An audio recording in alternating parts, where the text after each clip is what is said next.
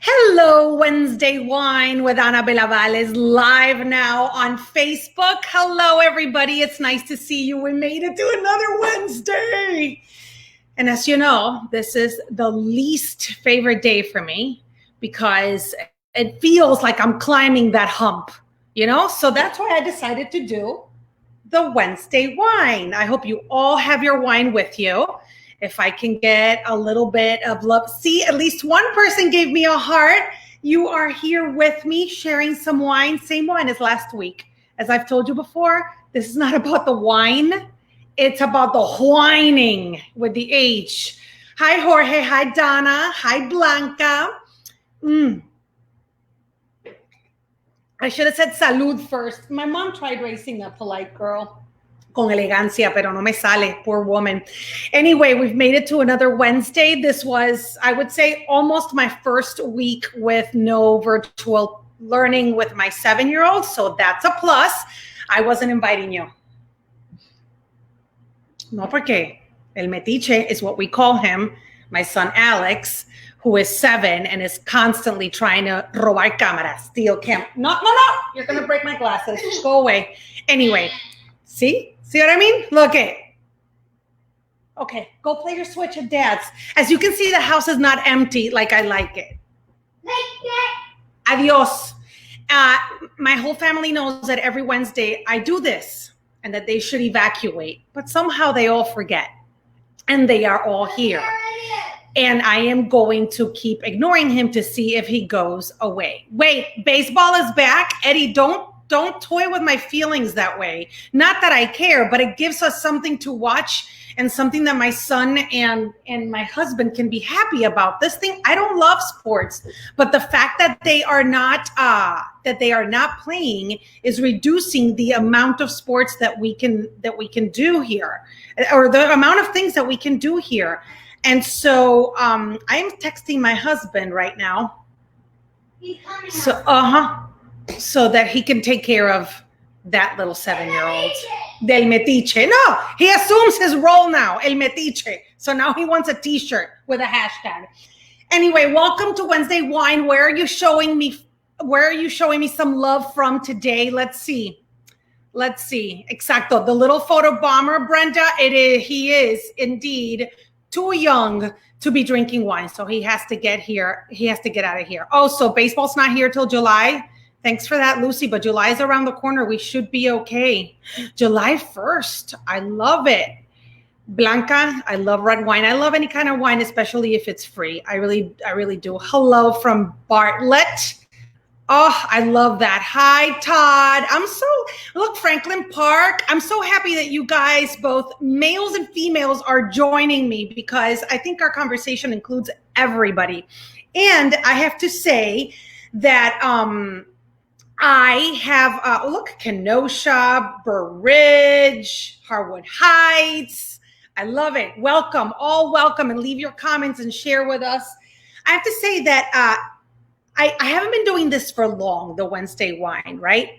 But I haven't had a reaction to a guest that I've had here or on WGM Morning News, like the reaction I've gotten for She Shed Cheryl.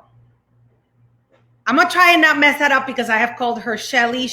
First of all, why is Cheryl with a CH and you pronounce it Cheryl? Because I pronounce it Cheryl, right? But I had to learn that it's not Cheryl. That is Cheryl. She's laughing. I haven't brought her up. She's laughing. But that's the problem when you're bilingual. I thought it was with an SH. My apologies. How many of you, show me hearts, know who I'm talking about? She Shed Cheryl. You know, the one that lightning burned her she shed? Allegedly. Salud. I hope you're all enjoying your favorite beverage. Let's see. Tell her you married a Hawkeye. So, now they're all participating. My husband just yelled, tell her you married a Hawkeye. En serio, cojan seriedad. En esta casa nadie respeta. That's all I got. They're not even supposed to be here. And Nicole's not up yet. They're ruining the whole thing. Anyway. That commercial is amazing, but Nicole J. Butler is a lot more than She Shed Cheryl. What I do admire is she has embraced the fame, the 1 minute of fame that she has gotten with this commercial, and it's gone viral. People ask her about the shed wherever she goes, and like we say in my country, with no further to do, let me bring her in. This is Nicole J. Butler, aka She Shed Cheryl. Hello, how are you, my friend? Hello. Oh my God, you look so pretty in pink. Well, thank you very much. And Cheryl is actually my mom's name too. Were you able to choose it? Now I can't say choose it, and I said choose it. You can't do this. You know this because you're bilingual too, porque tú hablas español. By Wednesday, la boca does not organize itself to know the difference between Cheryl and Cheryl. No, that's okay. That's okay. I know what you mean. No, I didn't. So Nicole, no, you didn't. Nope. It was meant to be. Gosh. Oh my goodness. So you are in LA right now? I am. Yeah. Mm-hmm. I know you're a working actor, but you were born and raised here in Chicago. Yes, I was born in Blue Island, Illinois, and grew up in Chicago. Went to Morgan Park. Yes. Morgan Park High School. Yeah, Morgan Park Mustangs. Is that where you found your love for acting? No, I found it at the University of Iowa. Oh, you said you. Yeah, so there you go. Hawkeye. My husband is a Hawkeye. Yes. Yep. I was afraid when I told you that earlier. I'm like, what if she doesn't care? Because I don't even know what the mascot of my university is. Yeah, of course I care. Yeah. Mm-hmm. Okay. So tell me a little bit about this commercial, how it came to be. Did you know what a she shed was? And the reaction of people, did you ever expect this? Because I'm sure you've done commercials before. Yeah, I've done a lot of commercials, probably, 35 or 40 national commercials. And so this was it started off just like any other commercial. The audition came in via email. I looked, I saw that I had to be in Santa Monica during rush hour. I was pissed off about it, just like, oh, not again. Did my thing. I got a call back a couple days later, they paired me up with Reggie, who's in the commercial. And I had never met him before. I'd seen him on TV, but never met him. We met right as we went into the room and they booked us and we shot it. And I was like, oh, okay, cool. And okay. Uh-huh. And a year after, and so it started airing in March of 2018. A year later is when it blew up. Memes everywhere and people yelling, she shed at me on the street. Like I didn't know what was happening, I just went to work. Picture that. You go to work one day and that day just changes everything. No rhyme or reason. Yeah. Yeah. And, when you're an actor, you expect that when you hit it big, you're going to get that kind of fame.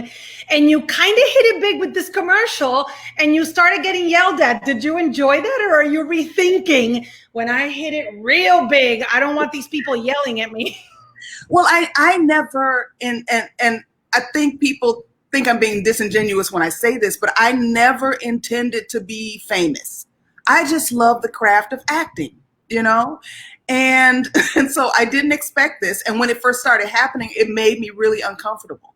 Like, waitresses bringing me the bill and, hey, aren't you on that commercial? And I'm like, okay, now I got to tip you more. Are you going to talk about me? Your behavior has to change. Yeah. It got really weird. Like I felt like I couldn't leave my home without makeup on anymore because people would see me and want to take pictures with me. Mm-hmm. So you're preaching to the choir, my friend. I know I am. Yeah. So, but you brought so much joy to people that I think it is also great that you're recognized for, I have to say, something so different, not only because no one knew what a she shed was, but also because we are in an environment where African Americans, brown, Latino people don't get those kinds of roles. No, the casting was perfect. Yeah. It was smart for them. Why can't an African-American woman have a she shed? And so that, I think, is a way for us who are constantly battling stereotypes and hoping to be at the table and represent. That is a great way for you to represent better than other roles that you may get in Hollywood right now. Right. Right. And that's when I started to embrace this, I guess you call it fame, you know. I started to embrace it because when people approached me, it was for something that made them happy. And to have someone love your work and be smiling and happy because of it, there's no better feeling. So it took the focus off of me, you know, and I was able to put it on them. And what can I give to you? So that, yeah, that's allowed me to move forward. Did you have to Google what a she shed was? You said you didn't know what it was. I didn't know what it was. I read the script before the first audition. I'm like, okay, what is this? You know, Google. There's always something in a script that I'm like, okay, what is this word? How do you say it? What is, you know? So I looked it up, and thankfully for Pinterest, there were all these really cool she shed photos, and then I was excited. I'm like, oh, she shed. Oh no, but it burned down. Like, you know. But yeah. But here's my question for you. Did it burn down because of lightning, or did Reggie have anything to do with it? Because I know there's conspiracy theories. There are a lot of conspiracy theories. My husband, Reggie Corelli, who plays Victor in the commercial, said it was lightning. So we're going to go with that. All right, Victor, we're going to trust you. Farm does not condone arson. So, don't get me in trouble, Anna. I know. Are you into that kind of craft and she shed and that kind of thing? I would love to have a she shed. Right now, my entire home is a she shed, a big she shed, but like a little shed out back where I do lots of arts and crafts. I paint. You do? Yeah. So that's right. You're a painter. Mm-hmm. Yeah. So I would definitely go in there and close the door and just, that's my arts and crafts space or meditation space or whatever, you know. Have you been painting during quarantine? Have you been taking care of that craft? I have, as you know, I've been producing, so that's kept me pretty busy. But during times when I've watched too much news and, you know, and I'm feeling a little stabby or whatever, painting is like therapy for me. So stabby as in stabbing someone, or stabby as in someone stabbing you? All of that. All okay. Okay. You know, yeah. It can yeah, it's overwhelming. Yeah, it is. Yeah. You know, Nicole, I was reading all about you, and I noticed why you're producing during quarantine, because girl, you only know how to work hard and hustle. When I looked at your IMDb, which is the list of productions that you've been in, there is not a show this woman hasn't been in, for the love of God. I mean, of course, Jimmy Kimmel, Heather's The Young and Restless, Superstore, and then Space Force. That's on right now. Yeah, I'm in episode 8. But what I love is that you have it there, because they're all the episodes that you were in, the characters you played. That's how the game is played, right? You got to take all the jobs. Yeah. You really do. You have to wear a lot of hats. It used to be back in the day, before I was even in Hollywood, that if you were a movie actor, you were a movie actor, and you didn't do TV. But now everybody's doing everything: TV, voiceover, films, producing, writing, everything. So yeah. You know, you said something that I really like, because you're from Chicago and you sounded like a Chicago actor. You do this because you love the craft. Yeah. And I bet you have a lot of friends here that have stayed in Chicago because what they love is being able to pay the bills by doing what they love the way they love it, right? Right. Yeah. Yeah. If theater paid, if I could only do theater and have it pay the bills, I would only do theater, honestly. Mm-hmm. I never would have gotten into film and TV, but now that I have, what I do is just try to be better every time you see me, better than I was last time. Not better than other people. I'm not focused on what other folks are doing, but I just want to up my level every time you see me. Oh, I love it. I love that. I kind of love that. I think that's the best quote of the day so far. You want to up your level every time we see you, right? I agree with you. I think that no matter our age or how far we've made it in what we love, we have to constantly be improving ourselves, looking for new challenges, and hustling. Yeah, yeah, always. And if you're doing what you love, then it's interesting for you to go and find a little, an angle that you didn't see before. And then it's like, oh my goodness, I never noticed this before. Okay, let me get good at this little part of it. And that's when you're genuinely interested, as opposed to somebody telling you, well, you have to do this. Then it's drudgery. But I love that. Yeah. What did you just find? Because I know that you're producing a series called Sister President.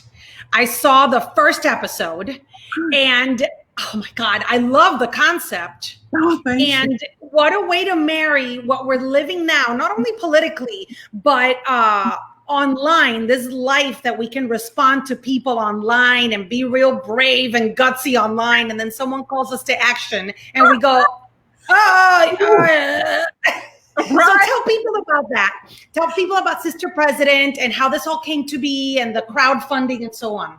Well, Sister President is an online, was a digital comedic series, and I started writing it in 2017.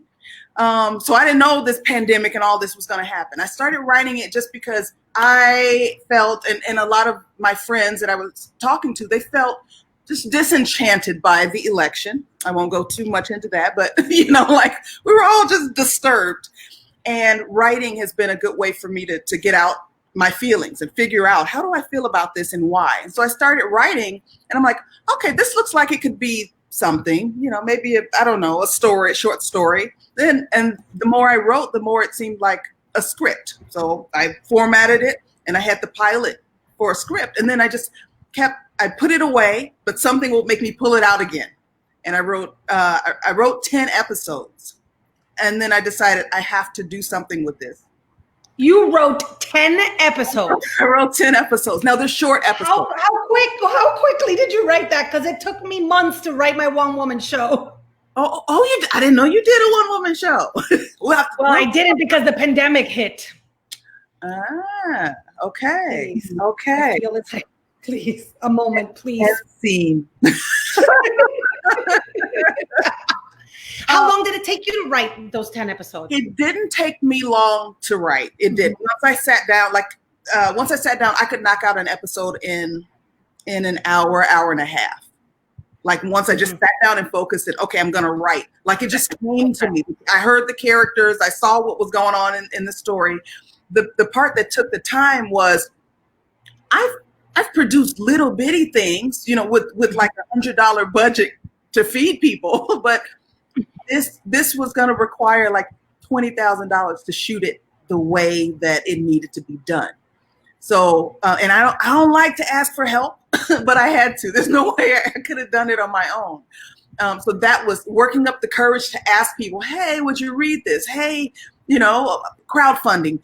Was asking for money every day for 30 days. I thought I was going to die, but it sounds so painful. It sounds so painful. It was, but I grew.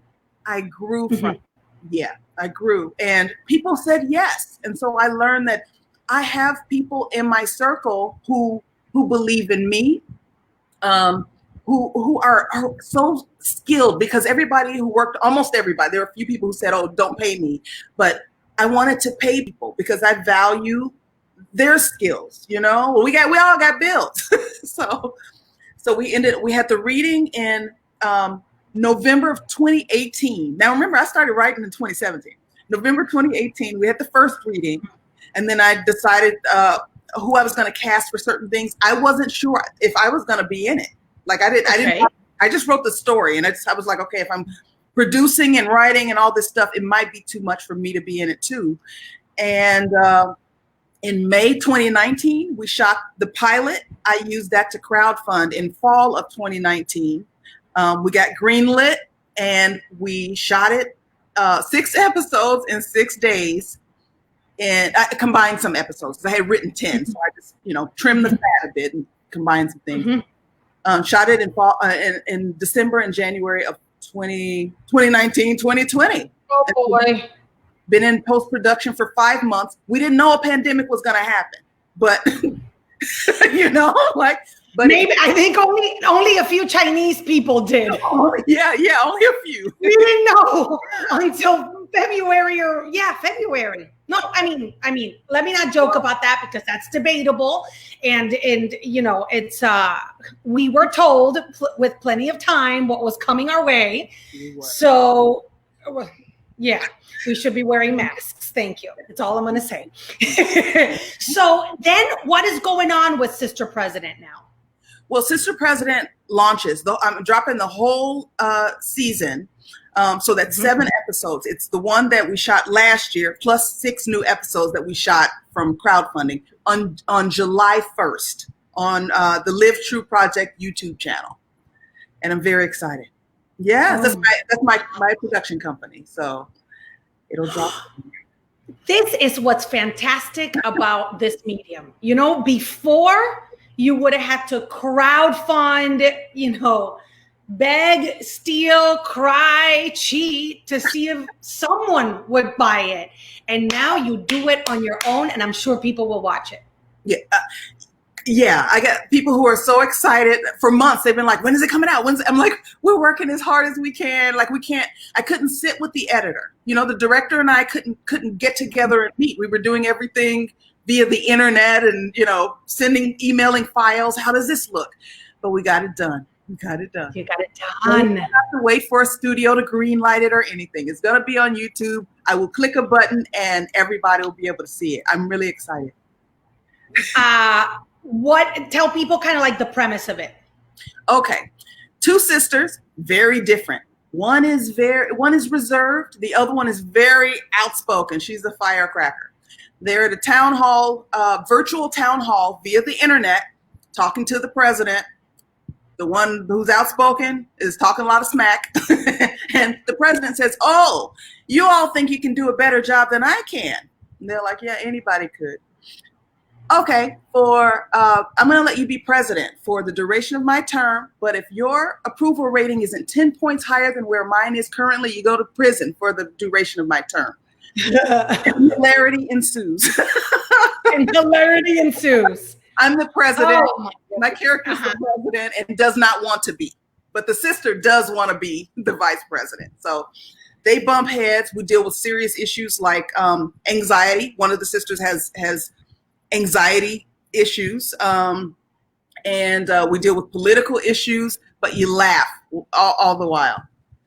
I love it. I love it. And I love that what we say here constantly, my friends that are in your business say all the time, create your own space. If it's not there, create it, like almost build it and they will come. So if they're not going to pick you, then you pick yourself and your friends and put it right there. Now that's the best quote I've heard all day. If they're not going to pick you, you pick yourself. I love it. I love that. It's true. You have to. Yeah. You have to. And, you know, I always go back to, and because everyone on my island is 6 degrees away from Lin-Manuel Miranda, I always go back to what he did within the Heights with Hamilton. He's like, I'm going to cast my friends. I am going to do a story about what I know. And I'm going to make it, and I'm going to prepare myself and make it the best way I can. I mean, you went to the University of Iowa, you polished your writing skills. You surround yourself with people who are excellent in the craft and you learn from them so that when you can take the chance to represent yourself and everyone that you represent, you do it the best way possible. Yeah. Yeah. And never be the smartest person in the room. There's so much that I didn't know about producing. Really? Yeah, but you have good people around you. You know, you can say, "Hey, I don't. This is what I want it to look like, but I don't know how the technical way to get it that way." And then somebody says, "Oh, I got you. This is what you do." Okay, cool. Now I've learned something that I can carry forward to the next project. But never be the smartest person in the room. Let the ego. You are a Midwesterner living in LA. I've heard from many of you that it's not easy. To get used to the LA rhythm. It took me about 2 years to get used to LA. And I knew people. I knew people that I went to college with. They were in the theater department at Iowa. And so that helped to ease the transition. But until you find your people it can be hard. You know, you see the sun shining and the palm trees and everything. It looks perfect, but there's a lot of weird stuff. There's a lot of weirdness out there. And you feel lonely inside because you know you weren't raised there, and everyone is there for. I mean, I thought it was a stereotype and a joke, but everyone is there. Everyone who's in LA is in that business. And you know, I had dinner with a friend of mine who was working, who was a working actor, and we were sitting at the restaurant. She's like, "You see all these guys? They're either models or, you know, like auditioning for something tomorrow." And I'm like, "Yeah, you're not kidding." Yeah, but here's what I found out after that couple of years. I found out that it's the people that move here to become stars, to become rich and famous, and are willing to do anything to get it, that are the problem. It's not the natives. The natives are cool. Wow. They aren't even working in the entertainment industry. They have, you know, they have normal normal jobs, and they're used to it, so they're not like freaking out. But people move here and they're like, hey, you know, all of a sudden they're brand new. It's like, come on, you were not like that back in Kansas. I know you weren't. You wore sweatshirts, a short, and slides with socks. We know you. Birkenstocks with socks. Birkenstocks with socks. Yes, exactly. And that was your summer outfit for early summer. So how often do you get back here to Chicago? At least once a year, but I try to make it twice. But if I don't make it before winter, then my family doesn't until after spring thaw. I'm not doing it. I can't. No. Why? I mean, why? Why? And I always ask them, I know I love Chicago, but like, how? I can't do it. I can't even wrap my head around winter in Chicago anymore. I can't do it. You can't. Well, they thinned your blood over there. Say that again. What'd you say? They thinned your blood over there. Yeah. They thinned your blood. I can't handle it. So when you come, what are your favorite restaurants here? Well, I have to talk about pizza, of course. I told you that. I told you. I will always bring up pizza. My favorite pizza is Gino's East on Butler. Yes. They recently put one here, and it's not the same. It is not the same. So it's not. They keep doing that for you guys. They did Portillo's too. They keep doing that for you guys. Oh, I have to check that. I didn't know there was one. By Universal Studios. Oh, I live by Universal Studios. And maybe I have it wrong, but Google it because there is, or maybe it's close to. Yeah, it's because but I'll tell you later. Okay. I have to, on the way home, on the way to my mom's house from the airport. I stop at Whine, and she makes fun of me. She's like, "Oh, you and those sliders," but I don't get them here, so I crave White Castle. Wait a minute. White Castle is a Midwest thing. Yeah, it's not in the West Coast. I don't. No, it's not out here. People don't know what White Castle is out here. Yeah. I do have to. My coworkers love White Castle. I can't handle it because I discovered it after the age of 30, and I don't think I have the constitution for it. Yeah, you know what I'm saying? Build up an immunity. So Gino's. Do we have to talk about hot dogs too? Because I put ketchup on mine. You know, I like Portillo's. I do like Portillo's. I like grilled hot dogs at home, you know, like throw them on the grill. Yes. Yeah. My husband is the same way. He likes to grill his hot dogs. I boil them, grill them, whatever. I just want something quick. Any restaurants that you remember when you come home that you have to go to? There's a restaurant out in the south suburbs. It's called Kenny's Ribs. I think the area it's either Matson or Olympia Fields, and have really good ribs, good barbecue. Wait, what's it called? Kenny's Ribs. Kenny's. Yep, it's on Lincoln Highway. It's either Matson or Olympia Fields. Really, really good. Okay, so just so you know, my producer Natalie says that Joe Mantegna has a Chicago-themed restaurant in LA if you're craving Chicago food. Have you been? It was in Burbank, and it closed. It was called Taste Chicago, right? I believe that's the one. There's a White Castle in Vegas if you care that much. Okay. Karen just said there's a White Castle in Vegas. I'm putting the comments on the screen. You can see them too. I'm loving these comments over here on the And side. then let's see. Maura says, my family loves White Castle. Me so. Oh my God, yes, I'm from Chicago, born and raised, and put ketchup on my hot dogs. I know. Yeah. The world keeps turning. Yeah. Yep, it does. It does. I want to go back to Cheryl because people want to know if Cheryl will get her own, if her and Victor will get their own sitcom. That would be great. I might have to write it. I was going to say. I might have to. Hope, and if I do, State Farm would have to okay us to use the characters because they own the characters. Even though we're us, yeah, they own the characters. Yeah. Oh, but we have to hand it to the creative who wrote that. That was so good. Yeah. Yes. Exactly. Yeah. Mm-hmm. And what do you think the new shed would look like? Well, I would love for it to have to be 2 stories and have an elevator. I would love that. But you want a house is what you want. Pretty much. I was in New York at Bravo's conference, and State Farm actually sponsored a she shed. So it was there, and I got to hang out in the she shed. I'll send you a picture of it. It was pretty cool, but it wasn't.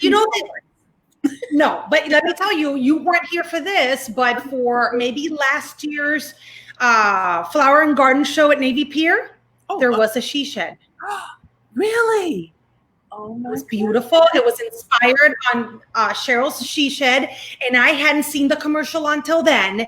And my camera lady Mary and my producer Natalie were like, "Yeah, Cheryl's she shed," and I was like, "What are you talking about?" Then I Googled it, and little did I know that you went to Morgan Park High School. Yep, I sure did. Yeah, and that everyone is obsessed with the look you give. Apparently, there is a look.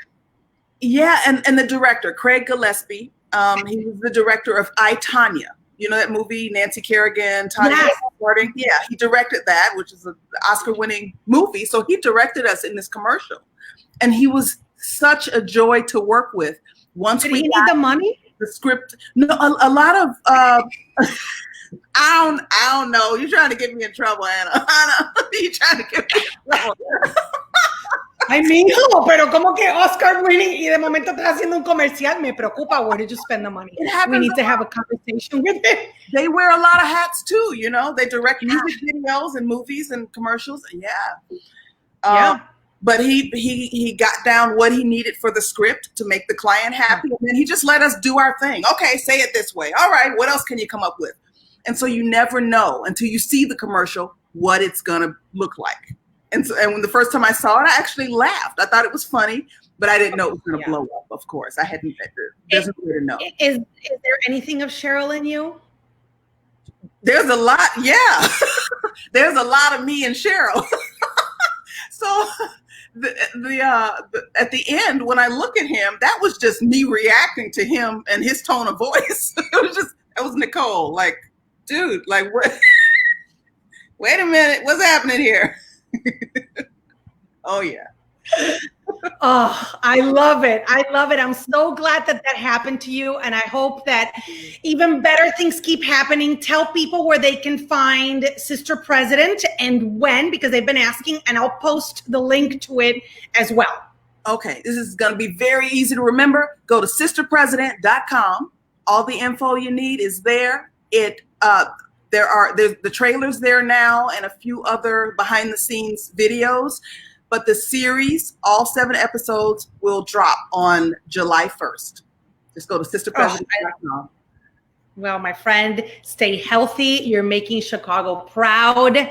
It's so great to see you out there representing, working hard, and being yourself. It's so nice to see you pursue your passion with authenticity.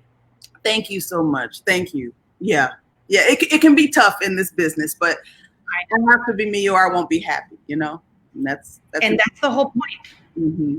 Yeah. That's the whole point. All right, Nicole J. Butler, thank you so much for joining us. It has been such a pleasure. Thank you. Bye. Un beso, cuídate. Bye. All right, everybody. So just so you know, you were asking me, I missed the interview. No, don't worry. You don't miss it because I'm going to put it on my YouTube channel, Anabela Val, Traditional Spelling. And you can see it here and leave me comments and ask me questions. If you have questions for Nicole, I'll let her know if you ask anything. And let me know where you're watching from, if you love this. And I'll see you back here on Wednesday Whine with Anabela Val next week. All right. Have a wonderful rest of your week, everybody. Cuídense mucho.